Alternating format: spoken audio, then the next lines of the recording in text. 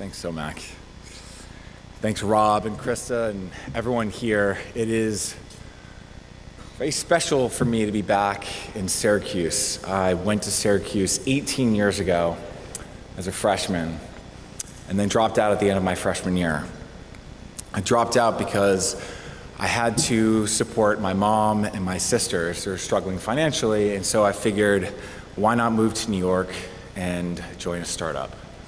So I moved to New York with a backpack, a few $100s, and a blow-up mattress. And for a while, things were pretty rough. And the second night I moved to New York City, my blow-up mattress popped. So for a few months, I made ends meet by sleeping on a wood floor on a deflated blow-up mattress, working a midnight shift at a deli, eating peanut butter because it's a cheap source of calories and protein. And I think my lowest point came when, being at a Dunkin' Donuts, the lady there said, "I'm sorry, but your ATM card has been declined." And being 19 years old and not knowing the difference between the ATM card and a credit card, just seeing the Visa logo down at the bottom, I asked her if she could maybe put it on credit so that I could then pay at the end of the month. And I remember her leaning across and saying, "I'm sorry, sir, that's not how it works," and slowly grabbing my French vanilla coffee out of my hands. Tough. Then after about 6 months, the business really took off, Seamless Web. Over the last 18 years, so I moved to Syracuse when I was 18, and over the last 18 years, I've been on an unbelievable ride, with 2 companies being acquired for close to $500 million, and placing me on the exec team of 2 public companies. I've been incredibly fortunate to be a part of some amazing teams, and now I'm back at Syracuse. It's so crazy to be back here. I left here 18 years ago so I could make money for my family, right? And now I'm on the cusp of launching another business that is promising to hopefully be the next billion-dollar tech company. At least that's what I'm saying to our investors, and hopefully that comes true, right? So today I thought I'd tell you a little bit about my journey from being a high school student aspiring to go to Syracuse to being an 18-year-old forced out of Syracuse, and now a 36-year-old who just rented an apartment on South Krause, and fingers are crossed, hopefully this works out. So I thought I'd start off by rewinding a little bit back to when I was high school. So I grew up in Providence, Rhode Island, a city that I felt like was similar to Syracuse. Both my parents were small business owners. They owned a couple of restaurants, and I remember my dad had a vision for what Providence should be, and he got very involved in real estate development, refurbishing old buildings.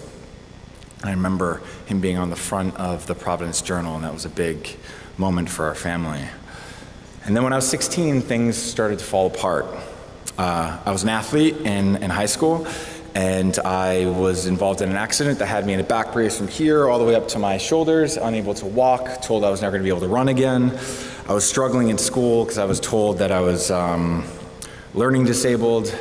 ADD has a knack for doing that.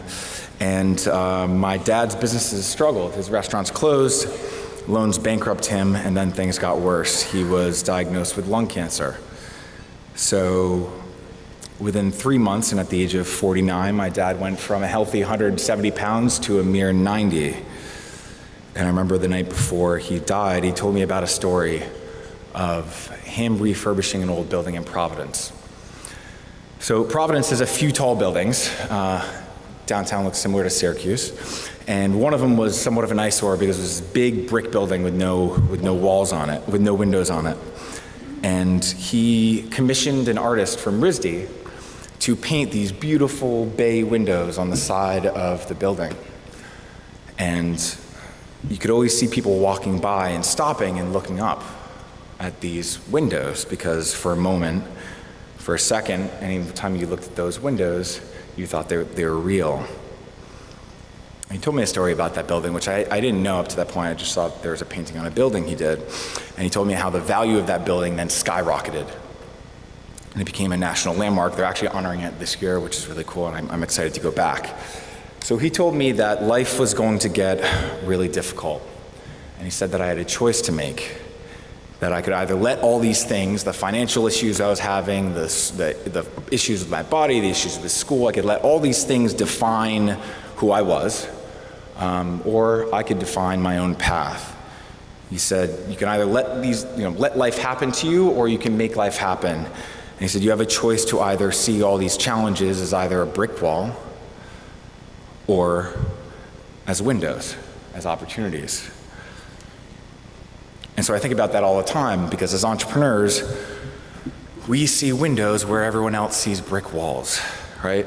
We know the odds in general are stacked up against us, whether you're a small business or a technology company, even worse, or a technology company starting a restaurant, good luck. But those of us who do believe in our vision and we fight for that vision, those of us who raise our hands and say, I think I can, and those of us who fight for it, or you all collectively employ thousands of people, right? And I'm proud to be here because there's that moment that most people here had when they realized that, you know what, this brick wall is not a brick wall, it's a window. And each and every day, we as business owners face new brick walls, new challenges, and we have to muster up the strength in us to say, you know what, I can do it, or at least hopefully I can do it, right?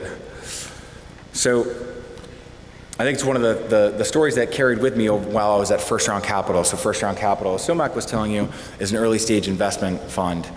They wrote the first check into Uber. So Uber actually started out their office, Blue Apron. They have about a dozen companies that have gone public. And it's a theme that I saw while I was at First Round, which is, you know, the bigger the brick wall, the bigger the windows, the bigger the challenge, the bigger the opportunity, and the best and brightest entrepreneurs went after the biggest problems. So my dad died the following morning on his 50th birthday, and that story left an imprint on me. And at some point when I was 17 years old, I decided that I would go for it, and I had my eyes set on Syracuse. When I was in middle school, one of the people that I looked up to most went to Syracuse, so like a young kid does, they say, I want to go to Syracuse. And in fact, I applied early to Syracuse. Syracuse was the only school that I applied to, and I got in early. But I had plenty of brick walls in front of me. One, I couldn't run, and I was an athlete. I was hoping to get scholarships so that that's the way I was going to pay my way through school. I couldn't run, but for whatever reason, my back was okay to wrestle. So that year, I started wrestling and was trained morning, day, and night every day, and became an all-American wrestler. That year, placing 6th at the Nationals. I wasn't great at school, so I decided I'll be different, and I ran for vice president or president of every school group there was, from a cappella, although I struggled to join, to orientation committee, to the LGBT group. And that led me to getting into Syracuse, because I went from, C grades to B's, and I'll never forget the day that I got into Syracuse, because my mom drove, she drove from home into my school where I was and ran into my math class with the acceptance letter above her and screamed, my son got into Syracuse. I'll never forget that moment. It was really special for me. So my time with Syracuse was amazing, albeit short. The city had a familiar feel. I wrestled at Syracuse. I made the honor roll here. I love the people. I love the community. But at the same time, as you know, my family struggled. So I went on my business journey in New York City. The first company, Seamless, as Somak mentioned, was a big success. After 9 months, we were profitable. After the second year, we were the fastest growing company in New York by Deloitte & Touche. Actually, 5 years straight we were the 4th fastest growing company in the country. By the time I left, we were doing around $400 million a year in sales, and now it's a public company. And so I'd say, to be honest, it was, when you're winning, it's hard to realize as many lessons as when you struggle. Therefore, I felt like I had this somewhat of a drunk confidence to feel like I was ready to start my next business. I thought every company would be run as smoothly as Seamless, and boy, was I wrong. So I made a lot of mistakes, and so I thought I'd tell you about a few of those mistakes I made. So single platform, the idea of single platform was it's one stop for a small business to put whatever they sell online. So they put it into the system, and we hit publish, and it publishes all over the place. So if you're a restaurant, you put your menu into a single platform, and it would publish on Google and Yelp and TripAdvisor and all these different sites. In the beginning, after a few months of struggling, one of the biggest mistakes we made was we tried to be too many things to too many people. So our restaurants asked for a social presence, we built them a Twitter page and a Facebook page. They asked for a website, we built them that. They asked for a mobile site, we did that. And instead of being great at one thing, we became pretty crap at a lot of things. And so I'd say that one of the biggest mistakes we made was saying yes to our customers. It's so hard to say no to your customers, especially when they say, I would love to purchase more if you did X. But it was one of the biggest lessons we learned, is that you have to say no to your customers at some point, and being too easily influenced by competition. And it's a mistake that I see, whether it's from small businesses or tech startups at first round, when people try to be too many, when companies try to be too many things that they aren't.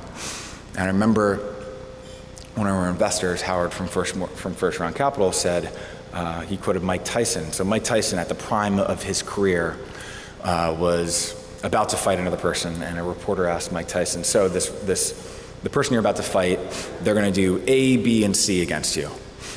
What's your plan? And so Mike Tyson said, well, everyone has a plan when they step in the ring with me, and then I punch them in the face, right? So he was like, I'm not going to try to be the guy with the best endurance. I'm not going to try to be the tallest guy, because clearly I'm not. I'm not going to be the smartest guy. And I'm not, what I am going to do is I'm going to deliver this one punch that's going to knock this shit out of people, right? And that's it. So I'm not going to try to be all these different things. And I thought it was a very valuable lesson. And another friend said to me, a mentor of his said, in the winter between an alligator and a bear, right, the winner is determined by the terrain. You can't be an alligator and dominate land and water. You can't be a bear and dominate land and water. And so you need to pick your terrain. Now, at that point was a big turning point for our business. We said, okay, we're going to scratch doing social and mobile and web and all these other things that we were doing. I can't even begin on it. And we're going to pick our terrain, which we did. And we said we're going to be great at restaurants. Now, of course, that doesn't mean don't try new things, right? I'm in tech, obviously. I would always encourage people to try new things. It just means that you need a methodology for testing those new things. And I think the mistake we made was I had an idea, I felt like the idea was right, and we built it, and then no one bought it. There's that movie Field of Dreams, right? If you build it, they will come. And more often I see if you build it, nobody comes. And so we changed our motto to, if we sell it, then we'll build it, which is very different. And so I actually ended up, at each of my companies, I started a SWAT team. And what the SWAT team does is a mixture of either range from 1 to 3 people, and they're a dedicated resource to testing out one new thing every 3 months. So it could be a new way of testing our model. We could offer a freemium, but then we would wait 3 months to see if the customers really liked it. And then, so we'd test it, then we'd tune it, and then we'd scale it. Because I think, too often, small businesses like ours, we go out and we say, hey, would you like this to someone, to our friends, to other people? And people say yes. Because in general, people don't want to tell you have a shitty idea, right? So they're going to say yes so that they can just move on and not have an awkward situation.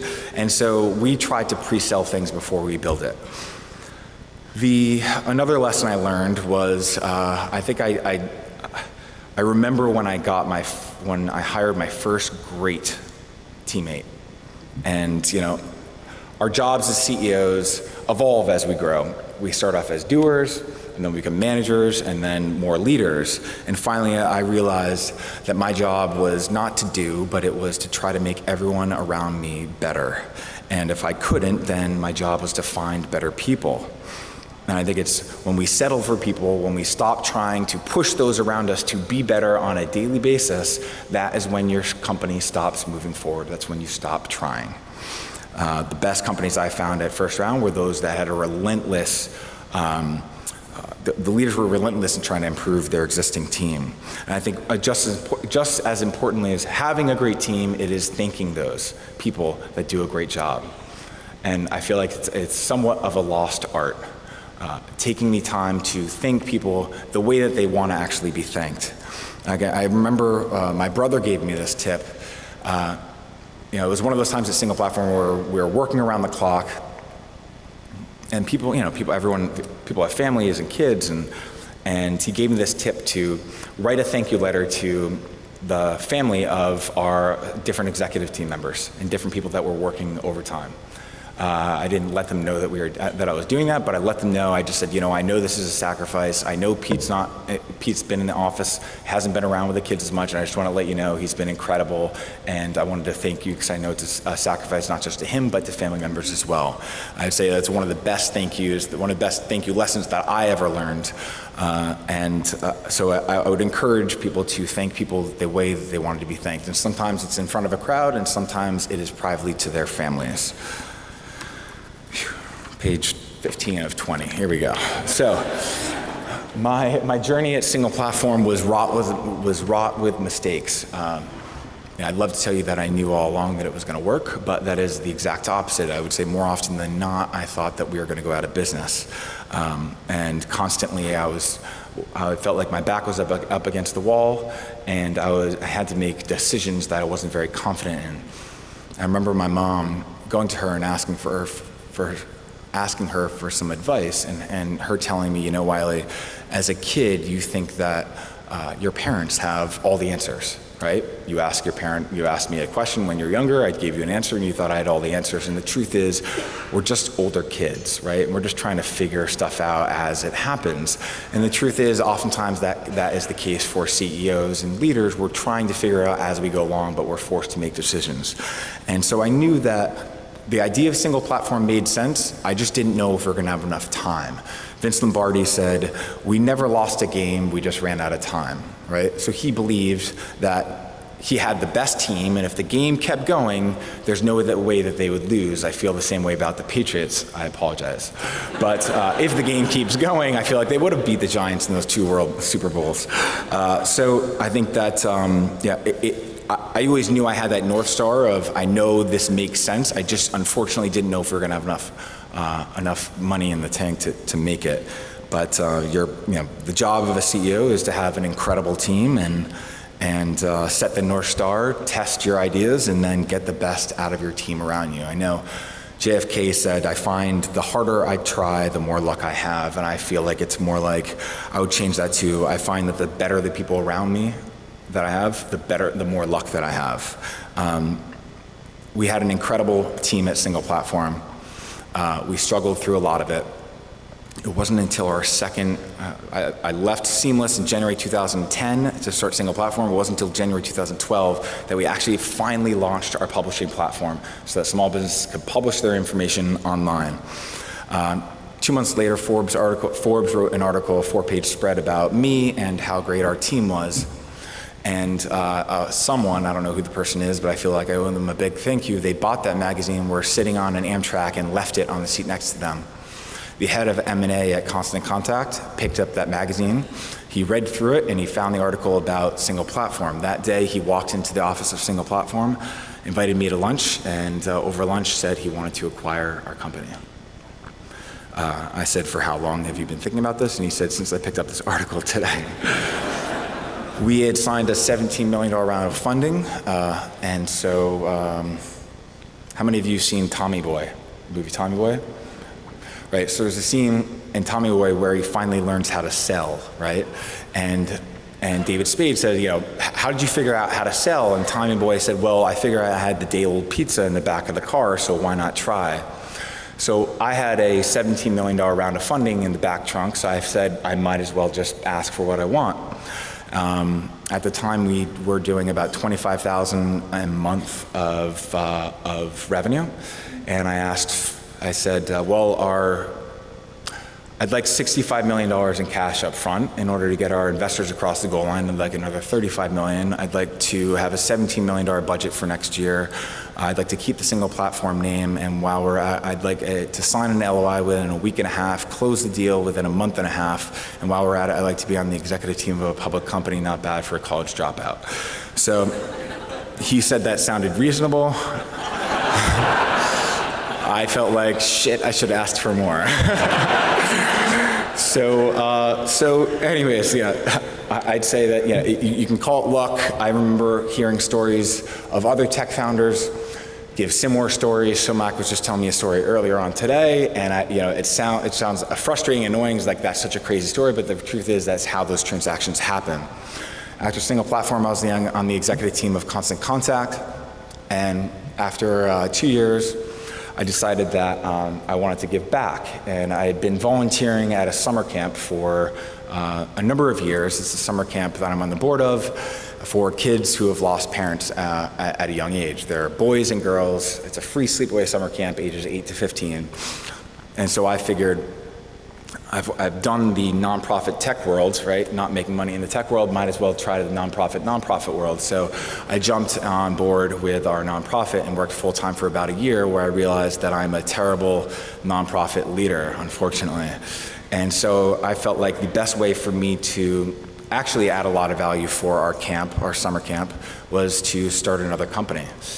So while at First Round Capital, I was thinking of different company ideas and pitching them to Josh Koppelman, the founder of First Round Capital, as though they were companies I was looking at, not my ideas, because to go back to my earlier point, people won't give you honest feedback if they think it's your idea. So he said, I love this idea, I think you should leave. He said, I love this idea, bring the company in. To our partner meeting, I told him it was me. He told me I should quit my job, and they wanted to write a $1 million check in to the business to start it. So to quickly talk about Good Uncle, the restaurant industry is clearly an industry that has many big brick walls, you could say, right? It's a tough one to win in, one of the highest failure rates of any industry, second to the internet. And one of the challenges is that you have a big cost to operate your business, location, right? And so you have front of house costs, and you have waiters and design and music and branding and real estate. And so I looked at this and said, if retail can exist online and not have a storefront, why can't restaurants? And so we are launching a delivery-only restaurant, which means you will not be able to go into our restaurant. We have a 3,000 square foot facility, a brand new kitchen that we pay right around $3,000 a month for. It's not a bad rent for that. It's on Syracuse campus, and what we've done is we're making our own food. It's a healthy brand food, and then we've partnered with some restaurants in New York City, like Joe's Pizza, some iconic brands from New York, Joe's Pizza and Essa Bagel, and we're bringing up their recipes here, but we're also partnering with local places, like you said, with Gannon's or with Columbus Bakery, and we're targeting college towns to start off with because they're viral towns, they're dense, you can't deliver up into people's apartments, so you can make much more deliveries all at once.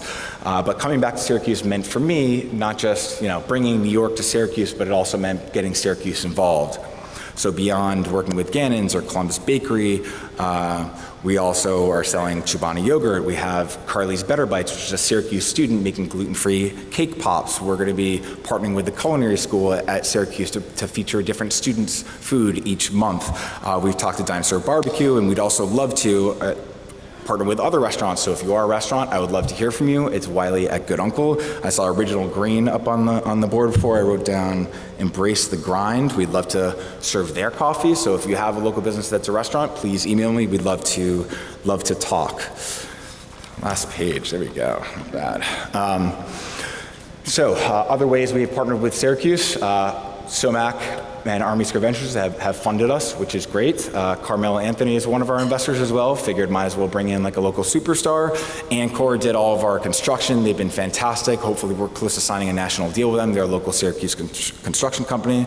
The School of Syracuse, besides just partnering with their culinary side, we're also going to be featuring different students' art on the side of our delivery vans. So each month we'll have a different piece of art from a Syracuse student.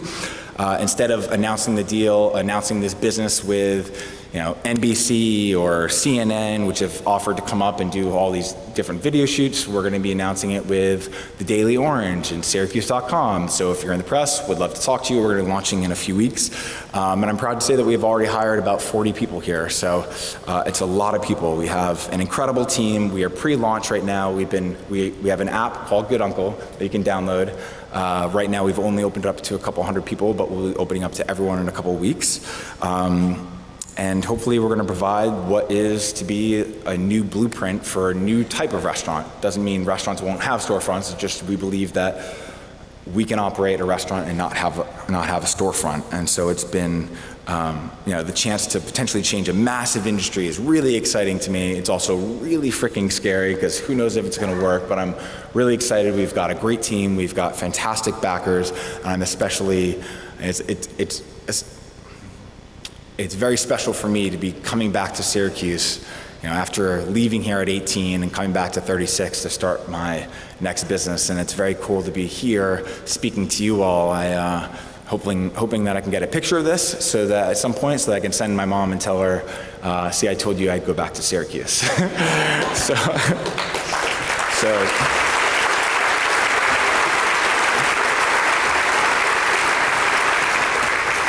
just wanted to end by thanking you for the time. I encourage you to all try something new, to thank those around you who should be thanked, to try to see more windows than walls. And thank you for listening.